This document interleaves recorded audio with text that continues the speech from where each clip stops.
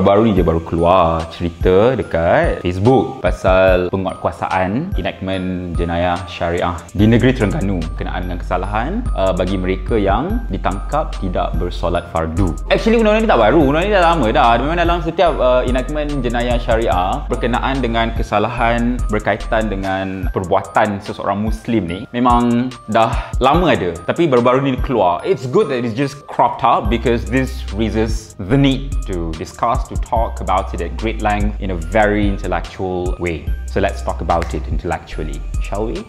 Okay, first of all, as a lawyer, I accept under protest that these are the laws in place. Through the mechanism, the Sharia court has the power to try any Muslims who are caught with commission of a crime against the precept of Islam. Inilah masalahnya. Macam ni you nak enforce. Okay, having a law in place is one thing, but wanting to enforce it, the enforceability is almost impossible. And after all, I think personally, in my personal belief, it is an embarrassing act for an authority to come and go after each and any individual who is, well, not performing prayer. Who are you to tell me what I do? I mean, come on, if you want Islam to be the source of law and public policy to govern our lives, then focus on a more important thing: the well-being of the Muslims, the well-being of women whose husbands have taken on another wife, neglecting the needs of the wives with a family, with the kids, who continue to financially struggle in their lives on a daily basis. Inilah reality on the ground. Setakat nak tengok orang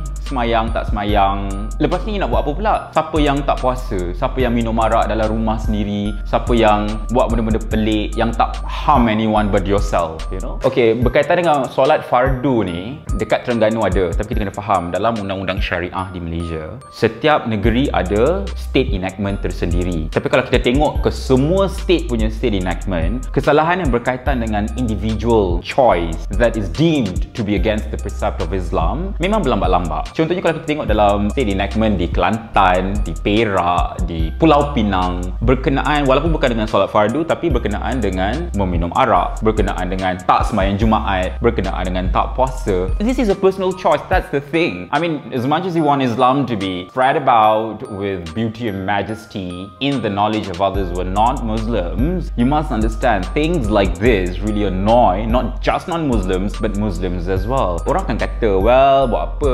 nak bangkang pun kita akan menegakkan Islam. After all, undang-undang dia pun bukannya bayar banyak sangat pun. Kalau denda setakat RM5,000, RM3,000 hingga RM5,000, penjara pun dalam 2 tahun, setahun 2 tahun. Isu dia bukan pasal sedikit atau tak lama atau tak kena penjara. Isu dia, the very fact that the state assumes authority to encroach on the lives, on the private lives of the Muslim. I mean, as a Muslim, of course, I know that, well, there are things I can do, there are things that I cannot do. But if I personally choose to do something that is deemed to be against the precept of Islam, so that would be my problem with God, and that shouldn't be your concern to make sure that I comply with the commands of God, if at all these commands are commands of God. I'm sorry, but this is how it is. I mean, you cannot continue telling people, hey, you can't do this, you cannot do that. I mean, at the end of the day, when you say that Islam says that, Islam says that, Islam doesn't speak. It speaks through a holy book that doesn't literally speak, but only through that it does through the interpretation of the scholars, who after all are human beings like us.